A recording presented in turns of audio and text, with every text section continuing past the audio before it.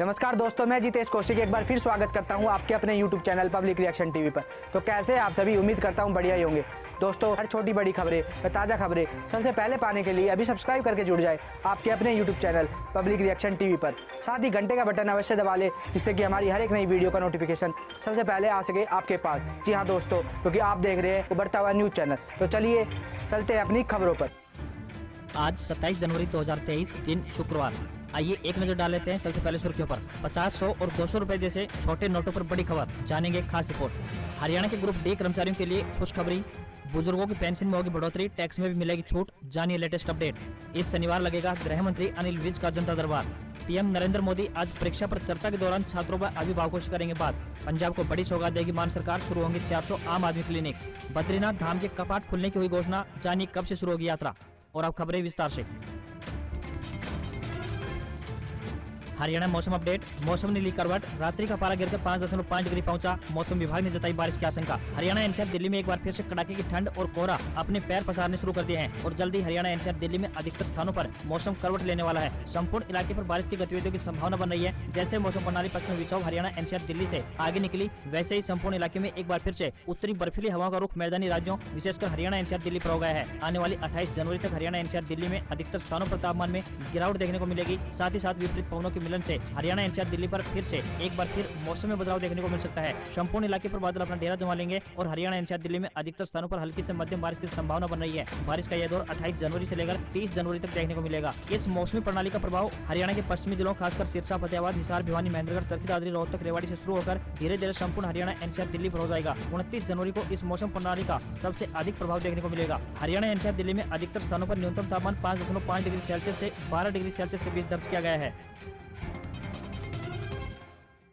Bhiwani court jobs update. चपरासी और process server के पदों पर निकली भर्ती, 8वीं पास उम्मीदवार करें आवेदन। डिस्ट्रिक्ट एंड सेशन जज भिवानी में चपरासी व प्रोसेस सर्वर के पदों पर भर्ती के लिए आवेदन मांगे गए हैं। यह भर्तियां कॉन्ट्रैक्ट आधार पर की जाएंगी। जो भी उम्मीदवार इन पदों के लिए इच्छुक हैं वह अपने आवेदन भेज सकते हैं। पुरुष या महिला जो भी उम्मीदवार इच्छुक हैं वह अपने आवेदन भारतीय डाक के माध्यम से भेज सकता है। आवेदन करने की अंतिम तिथि की बात करें तो 11 फरवरी 2023 तय की गई है। इंटरव्यू की तिथि 22 फरवरी से लेकर 1 मार्च 2023 तय की गई है। चपरासी के पदों के लिए उम्मीदवार का 8वीं पास होना जरूरी है, जबकि प्रोसेस सर्वर के पदों के लिए उम्मीदवार 10वीं पास होने चाहिए। किसी भी वर्ग के उम्मीदवार कोई भी आवेदन शुल्क नहीं देना होगा। न्यूनतम आयु 18 वर्ष और अधिकतम आयु 42 वर्ष निर्धारित की गई है। इन पदों के लिए आपको ऑफलाइन आवेदन भेजने होंगे।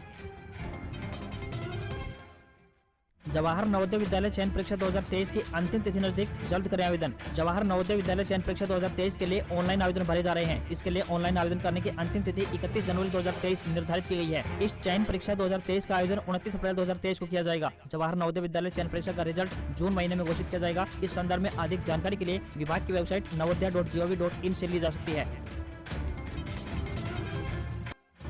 जींद में आयोजित किसान महापंचायत में उमड़ी भीड़, राकेश टिकैत बोले देश में बीजेपी नहीं कंपनी की सरकार। गणतंत्र दिवस के दिन जींद में संयुक्त किसान मोर्चा के आह्वान पर नई अनाज मंडी में किसान महापंचायत का आयोजन किया गया। इस महापंचायत में तीनों कृषि कानून रद्द हो, एमएसपी को कानूनी जमा पहनाया जाए, स्वामीनाथन आयोग की रिपोर्ट लागू हो, किसानों का कर्ज माफी व 26 जनवरी को गिरफ्तार किए गए निर्दोष किसानों को रिहाई की मांग समेत 5 प्रस्ताव पास किए गए। महापंचायत में भारतीय किसान यूनियन के राष्ट्रीय प्रेस प्रवक्ता राकेश टिकैत ने किसानों से आह्वान किया कि वे किसी भी अगले कदम के लिए तैयार रहें। उन्होंने सरकार व केंद्र सरकार से किसानों की मांगे जल्द मानने को कहा। हरियाणा, पंजाब, उत्तर प्रदेश, उत्तराखंड समेत कई राज्यों से हजारों की संख्या में किसान पहुंचे। इसके अलावा इस महापंचायत में बीकेयू के राष्ट्रीय महासचिव युद्धवीर सिंह, पंजाब से जोगिंदर उग्राह समेत कई बड़े किसान नेता पहुंचे। सभी नेताओं ने केंद्र की बीजेपी सरकार के खिलाफ जमकर भाषणबाजी की। राकेश टिकैत ने अपने संबोधन में कहा कि देश में बीजेपी नहीं बल्कि कंपनी की सरकार चल रही है। इस सरकार में जो ज्यादा दाम लगाता है उसी की चलती है। उन्होंने कहा कि आगामी 9 फरवरी को कुरुक्षेत्र में संयुक्त किसान मोर्चा की एक मीटिंग होगी। उसी में दिल्ली में होने वाले प्रदर्शन की तारीख यानी 15 मार्च से 22 मार्च के बीच तय की जाएगी।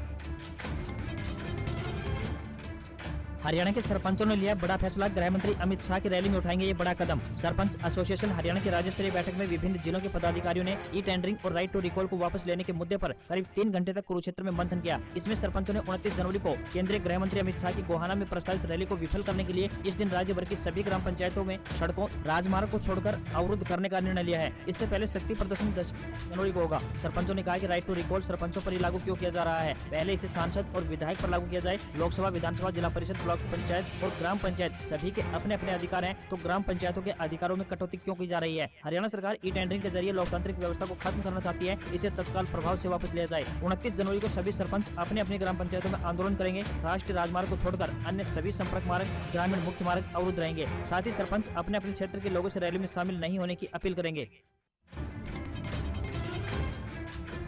गणतंत्र दिवस इस बार हरियाणा के लिए बेहद खास रहा। लगातार दूसरी बार 26 जनवरी परेड में हरियाणा की झांकी कर्तव्य पथ पर शामिल हुई। इस बार भी दिल्ली के कर्तव्य पथ पर हरियाणा का गौरव दिखा। गीता महोत्सव थीम पर बनी झांकी लोगों के बीच आकर्षण का केंद्र रही। मुख्यमंत्री मनोहर लाल ने झांकी के जरिए गीता का शाश्वत संदेश दिया। झांकी में श्री कृष्ण के विराट स्वरूप को कमल पर सवार दिखाया गया है। साथ ही शेषनाग अपने फन से भगवान श्री कृष्ण को ढके हुए हैं। झांकी में श्री कृष्ण अपने विराट स्वरूप के साथ ही अर्जुन को गीता का ज्ञान भी दे रहे हैं। स्वरूप के पीछे अर्जुन का रथ है और अर्जुन बैठकर श्री कृष्ण से गीता ज्ञान ले रहे हैं। मुख्यमंत्री मनोहर लाल ने इसे गौरव का पल बताते हुए कहा कि गीता हरियाणा ही नहीं पूरे विश्व की धरोहर है। अंतर्राष्ट्रीय गीता महोत्सव के जरिए हरियाणा सरकार गीता के ज्ञान का प्रचार प्रसार कर रही है।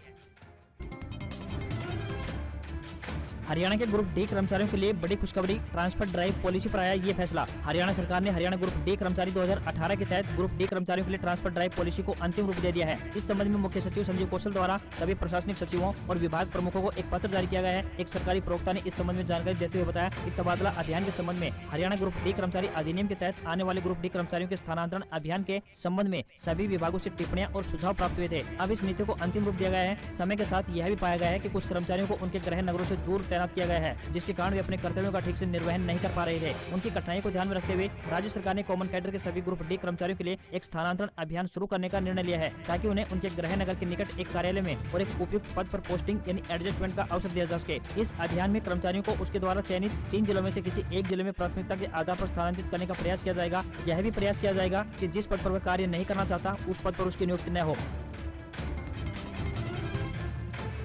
बीजेपी की मुश्किलें बढ़ा सकते हैं किसान। अमित शाह की गोहाना रैली में सांप और बिच्छू छोड़ने की धमकी। गन्ने के भाव में बढ़ोतरी को लेकर हरियाणा के किसान लगातार प्रदर्शन कर रहे हैं। हालांकि सीएम मनोहर लाल ने भाव में 10 रुपए प्रति क्विंटल की बढ़ोतरी के प्रस्ताव को मंजूरी दे दी है, लेकिन किसानों ने इस बढ़ोतरी को भद्दा मजाक बताया है। भारतीय किसान यूनियन चढ़ूनी ग्रुप के बैनर तले प्रदर्शन कर रहे किसानों ने सरकार को चेतावनी देते हुए कहा है कि जल्द ही उनकी मांगों को यदि पूरा नहीं किया गया तो उग्र प्रदर्शन करने में ज्यादा देर नहीं लगेगी। वहीं 29 जनवरी को सोनीपत के गोहाना में होने वाली अमित शाह की रैली को लेकर भारतीय किसान यूनियन पानीपत के जिला अध्यक्ष सुधीर जाखड़ के एक बयान ने भारतीय जनता पार्टी की मुश्किलें बढ़ा दी है। उन्होंने कहा कि अमित शाह को हरियाणा में घुसने से रोकने के लिए हर संभव प्रयास किए जाएंगे। यदि फिर भी किसी तरीके से अमित शाह गोहाना रैली में पहुंच जाता है तो इसके लिए रणनीति तैयार कर ली गई है। गोवा से जहरीले सांप और बिच्छू मंगवाए गए हैं, जिन्हें रैली स्तर पर छोड़ा जाएगा। सुधीर जाखड़ ने कहा कि अमित शाह की रैली को विफल बनाने के लिए किसानों ने पूरी तैयारी कर ली है। उन्होंने कहा कि गन्ने के भाव में 10 रुपए प्रति क्विंटल की बढ़ोतरी ऊंट के मुंह में जीरे के समान है।